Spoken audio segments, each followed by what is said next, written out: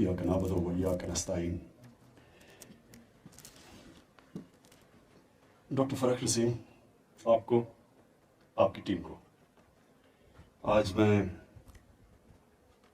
Especially خراج تحسین پیش کرتا ہوں، کیونکہ آپ کو پتہ ہے مجھے سب سے زیادہ میں نے آپ پہ پریشر رکھا تھا کہ اس کو کرمنل جسٹس سسٹم کی جو ریفارمز ہیں ان کو جلدی جلدی ان ریفارمز کو لے کے آئے.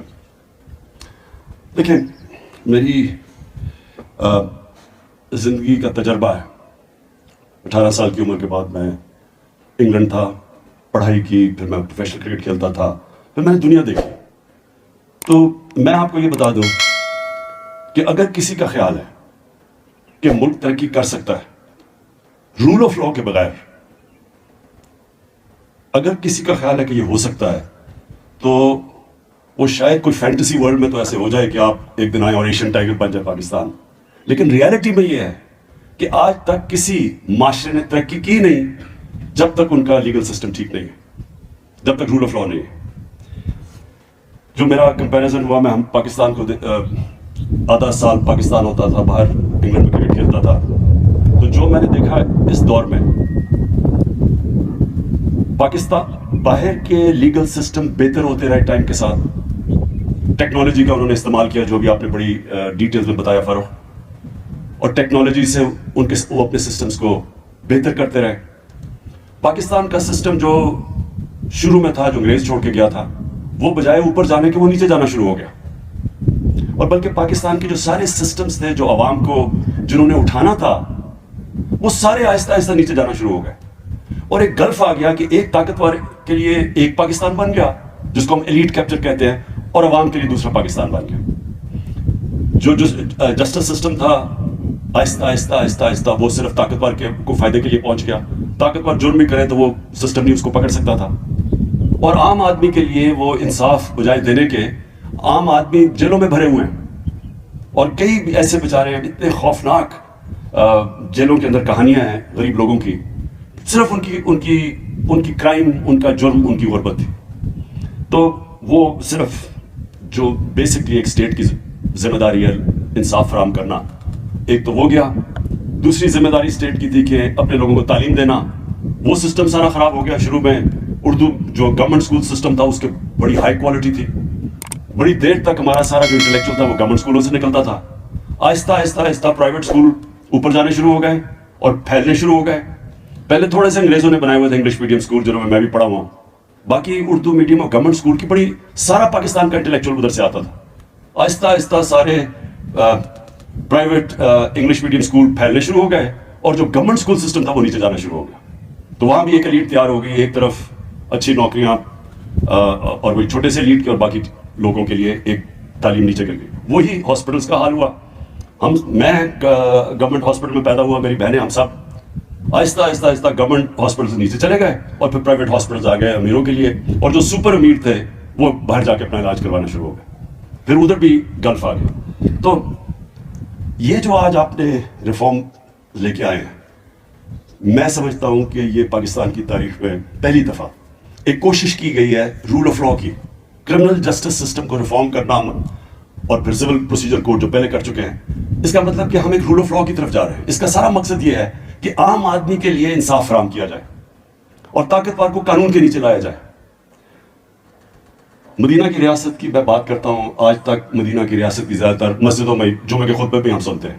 ہماری زندگی اس کا کوئی تعلق نہیں ہے، کیونکہ کسی نے سمجھایا نہیں ہے اس کو کہ وہ جب اللہ نے ہمیں حکم دیا تھا کہ نبی صلی اللہ علیہ وسلم کے راستے پہ چلو، وہ ہماری بہتری کے لیے اللہ نے حکم دیا تھا، کیونکہ وہ دنیا کی تاریخ کا سب سے بہترین ماڈل تھا.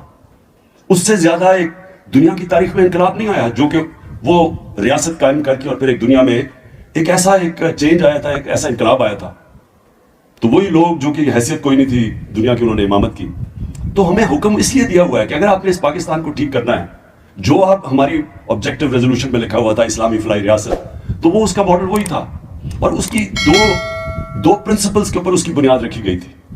ایک تھا انسانیت کے اوپر فلاحی ریاست، اور مجھے بڑی خوشی ہے کہ کل ہم نے اپنا ہیلتھ کارڈ، ہیلتھ انشورنس، یہ بڑے بڑے خوشحال ملکوں میں بھی اس طرح کا انیشیٹو نہیں لیا گیا کہ یونیورسل ہیلتھ کوریج کر دی کہ ہر شہری کے پاس ہیلتھ انشورنس کا یہ جو ہم نے اناؤنس کیا، یہ ڈیولپ ملکوں میں بھی ایسے نہیں ہے، پریمیم دے کے انشورنس لینی پڑتی ہے. مفت انشورنس ہر خاندان کو دینا، یہ بھی ایک بہت بڑا ہیلتھ سسٹم کے اندر انقلاب ہے. اور فلاحی ریاست کی طرف ایک ہمارا بہت بڑا ہم قدم اٹھا چکے ہیں. لیکن یہ جو آج آپ نے کیا ہے، یہ ایک رول آف لا کے لیے بہت بڑا قدم اٹھایا. دیکھیں مدینہ کی ریاست میں 2 چیزیں پہلے آئی تھیں. 622 پہ نبی صلی اللہ علیہ وسلم ہجرت کر کے مدینہ گئے، اور پہلے 5 سال بڑی مشکل سے امت مشکلوں کا سامنا کرنا پڑا، سروائیو کیا، کوئی خوشحالی نہیں تھی. لیکن ان 5 سالوں کے اندر 2 چیزیں اسٹیبلش کر دی انہوں نے. ایک قانون کی بالادستی، اور انہوں نے جب ان کی جو حدیث ہے کہ تمہارے سے پہلے بڑی قومیں تباہ ہوئی، جب طاقتور چوری کرتا تھا تو اس کو سزا نہیں ملتی تھی، اور جب کمزور چوری کرتا تھا تو اس کو سزا دیتے تھے، قوم تباہ ہو جاتی ہے. انہوں نے کہا تمہارے سے پہلے قوم تباہ ہو چکی ہے. تو آج اگر ہم آگے نہیں بڑھ سکے تو یہ نمبر 1 ایشو ہے پاکستان کا. جو سب سے بڑا پاکستانیوں کا احساس ہے وہ اوورسیز پاکستانی ہے. 90 لاکھ اوورسیز پاکستانی ہیں. ان کا جو سالانہ آمدنی ہے وہ 22 کروڑ پاکستانیوں کے برابر ہے. ان کے پاس پیسے بھی فورن ایکسچینج میں ڈالرز میں ہیں. ان کے پیسے جو ریمیٹنسز بھیجتے ہیں اس کے اوپر اس وقت پاکستان چل رہا ہے، ایکسپورٹس کے اوپر نہیں چل رہا. لیکن یہ انویسٹ نہیں کرتے پاکستان میں. کیوں نہیں انویسٹ کرتے؟ میرا سب سے زیادہ تعلق اوورسیز پاکستانی سے اس لیے رہا کیونکہ میں خود اوورسیز پاکستانی رہ چکا ہوں. میں 6 مہینے تو باہر کمائی کرتا تھا 18-20 سالوں تک. تو میں تو جانتا ہوں کہ ان کا مسئلہ کیا ہے. وہ صرف پاکستان میں انویسٹمنٹ نہیں کرتے کہ یہاں رول آف لا نہیں ہے. ان کو اعتماد ہی نہیں ہے پاکستان کے انصاف کے نظام پہ. ان کو کانٹریکٹ انفورسمنٹ پہ کوئی اعتماد نہیں ہے. اور یہ سب سے بڑی رکاوٹ بنی ہوئی ہے ہمارے آگے بڑھنے. 22 کروڑ ہماری آبادی ہے، 90 لاکھ وہ باہر بیٹھے ہوئے ہیں.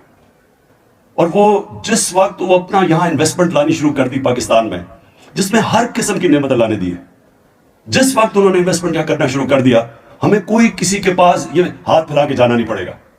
کبھی ہم IMF کے پاس جاتے ہیں، کبھی اپنے دوست ملکوں کے پاس جاتے ہیں کہ جو ہمیں قرضے دے دو. کیوں ہم کرتے ہیں؟ کیونکہ ہمارا سب سے بڑا مسئلہ یہ بنا ہوا ہے کہ کوئی کسی کو ہمارے رول آف لا کے اوپر اعتماد ہی نہیں ہے. یہ جو ریکو ڈیک کا کیس ہوا،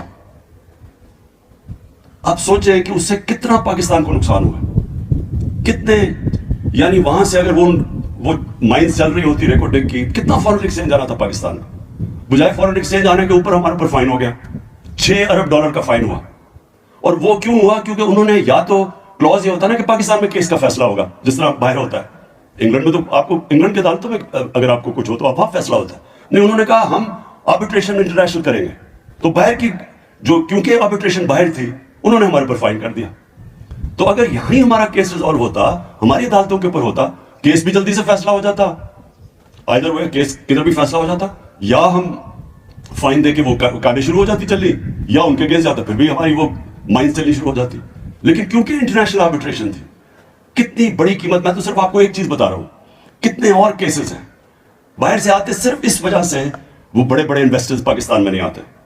تو یہ جو آج آپ نے کیا فروغ، میں اپنی جوڈیشری سے، اپنی وکلا کمیونٹی سے، اس لیے میں ان سے اپیل کروں گا کہ اس کو اب امپلیمنٹ آپ نے کرنا ہے.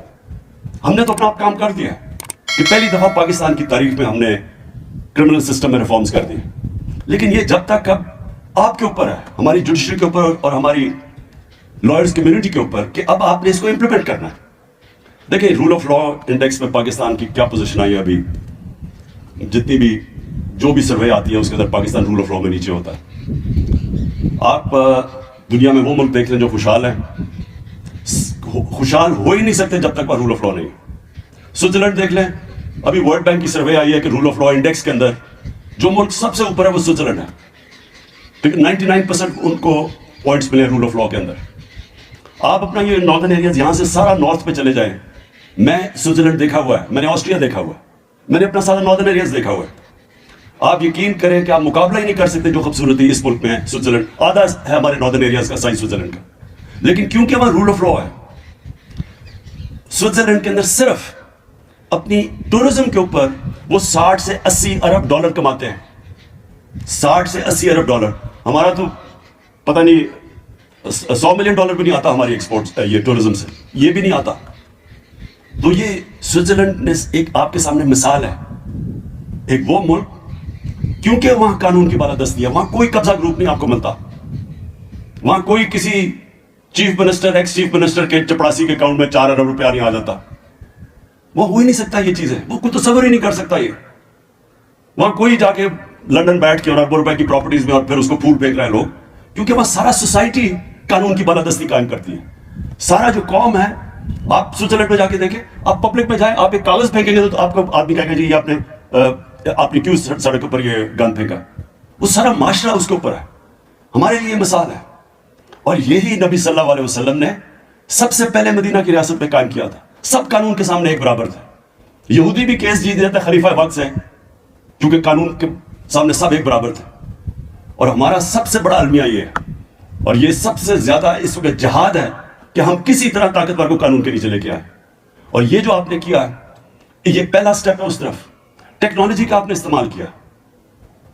میں جب کرکٹ کھیلتا تھا, میں نے بڑی کیمپین کی کہ نیوٹرل امپائر ہونے چاہیے, تب اپنے امپائر ہوتے تھے تو نیوٹرل امپائر ہونے چاہیے. مجھے بڑی 6 سال میں نے کیمپین کری, بڑی مخالفت ہوئی, اور پھر میں نے ساتھ ساتھ ٹیکنالوجی کی بات کی کہ استعمال کرو, اس کی بڑی میرے اوپر تنقید ہوئی. ہمارے زمانے میں کرکٹ میں عام لڑائیاں ہوتی تھی فیلڈ کے اوپر کہ جی چیٹنگ ہوئی ہے. آج ٹیکنالوجی آ گئی ہے, نیوٹرل امپائر ہے, میچ ہوتا ہے, جو ہارا ہے وہ ہار تسلیم کر لیتا ہے, جو جیتا ہے وہ مان جاتا ہے. جو ہم کوشش کر رہے ہیں الیکشن کمیشن میں ای وی ایم مشین سے, ہم بھی ٹیکنالوجی لے کے آنے کی کوشش کر رہے ہیں. لیکن یہ جو ٹیکنالوجی آپ جوڈیشل سسٹم میں لے کے آئیں گے, میں آپ کو سب سے زیادہ فائدہ اس کو ایک عام آدمی کو ہوگا. جو بیچارہ طاقتور ہے, بیچارہ میں کہہ رہا ہوں جو اس ملک میں طاقتور ڈاکو ہے, اس کو تو اس سسٹم نے بڑا فائدہ پہنچایا. لیکن عام آدمی, اس کو ضرورت ہے ان ریفارمز کی. اور جیسے جیسے ہم پروٹیکشن دیتے رہیں گے اپنے لوگوں کو, اللہ کی برکت آئے گی اس ملک میں. ابن خلدون کہتا ہے میرا تجزیہ ہے, اور وہ بہت بڑا اسکالر تھا, اس نے کہا میرا تجزیہ ہے میری زندگی کا, اور قرآن کو جتنا بھی میں نے مطالعہ کیا ہے, کہ اللہ نے انسان کو صرف زمین میں بھیجا ہی ایک وجہ سے ہے کہ اس کی زمین میں انصاف قائم کرو. تو معاشرے کے اندر جب تک انصاف نہیں ہوگا, خوشحالی نہیں آئے گی, جو کہ مدینہ کی ریاست میں تھا. پہلے انصاف قائم کیا, پہلے انہوں نے فلاحی ریاست قائم کی وسائل کے باوجود, اور پھر وہ خوشحالی آئی جو کہ دنیا کی تاریخ میں کبھی بھی اس طرح کی چینج نہیں آیا ایک معاشرے کے اندر جو اس کے بعد آیا. تو اللہ کی برکت تب آتی ہے جب غریب آدمی جب ہسپتال میں جاتا ہے اور اس کی ایک اسٹیٹ ہیلتھ انشورنس میں اس کا علاج ہوتا ہے, اس کی تکلیف ہوتی ہے, اس کی دعائیں نکلتی ہیں, وہ اللہ اس کی دعائیں سنتا ہے. جب ایک غریب آدمی کو انصاف ملتا ہے, طاقتور کے خلاف اس کے گھر کے اوپر قبضہ ہو جاتا ہے یا اس کی زمین پہ, اور ریاست اس کی زمین چھڑواتی ہے, طاقتور کو سزا دیتی ہے, اس کی دعائیں نکلتی ہیں اس اسٹیٹ پہ, اللہ کی برکت آتی ہے اس معاشرے میں, جو کہ سوئٹزرلینڈ میں ہے. یاد رکھیں اللہ رب العالمین ہے, نبی صلی اللہ علیہ وسلم رحمت العالمین تھے, سب انسانوں کے لیے ان کا پیغام تھا. اس کا مطلب جو دنیا کا معاشرہ ان کے حکم پہ چلے گا وہ خوشحال ہو جائے گا, اس کو اللہ کی برکت آئے گی اس معاشرے میں. تو اگر اسکینڈینیویا میں سب سے زیادہ ان کی سنت پہ لوگ چل رہے ہیں, یعنی وہاں انصاف بھی قائم کر رہے ہیں, انسانیت کا بھی نظام ہے, جانوروں کو وہ حقوق دے دیتے ہیں, انسانوں کو تو چھوڑیں, تو اللہ کی برکت آنی ہے وہاں. یہاں سے لوگ بڑے پیسے خرچ کے ادھر جائیں گے اسکینڈینیوین ملکوں میں, اور ان سے کبھی پوچھیں کیوں وہاں رہتے ہیں, ان کو یاد آتا ہے پاکستان, لیکن وہ آپ کو بتائیں گے کہ کس طرح کا وہاں کا انسانیت اور انصاف کا نظام ہے. تو میں آخر میں فرخ نسیم آپ کی ساری ٹیم کو میں پھر سے خراج تحسین پیش کرتا ہوں. مجھے خاص طور پہ خوشی ہوئی کہ آپ نے جو ہماری خواتین آدھی آبادی پاکستان کی, مجھے اتنا برا لگتا تھا جب میں اپنے حلقے میں جاتا تھا, تو مجھے جب خواتین کہتی تھی کہ جی ہمیں جو ہمارا انہیریٹنس رائٹ تھا, جو ہمیں ہمارے ماں باپ سے ہمیں جائیداد میں حصہ ملنا چاہیے تھا, ہمیں حصہ ہی نہیں ملتا. تو میں ہمیشہ سوچتا تھا کہ یہ تو اللہ نے حکم کیا ہوا قرآن میں, یہ تو شریعت کے اندر ہے کہ ہماری عورتوں کو حصہ ہے اس میں جائیداد میں. یہ تو 1500 سال پہلے تقریباً, یہ تو ہمارے مدینہ کی ریاست میں انہوں نے دے دیا تھا حصہ. تو یورپ کے اندر تو 100 سال پہلے عورتوں کو حصہ ملا ہے, ہمیں تو تب سے یہاں اللہ نے حکم کیا تھا کہ عورتوں کا جائیداد میں حصہ ہے, لیکن کتنی عورتوں کو ملتا ہے یہاں.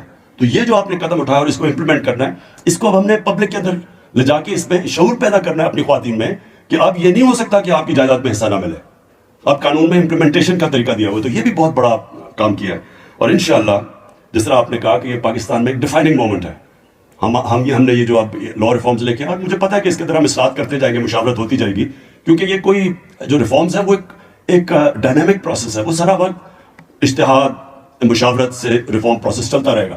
لیکن آپ نے جو بنیاد رکھ دیا ہے, اور یہ واقعی جس طرح آپ نے کہا یہ ڈیفائننگ مومنٹ ہے پاکستان کا. پھر سے مبارک دیتا ہوں آپ کو.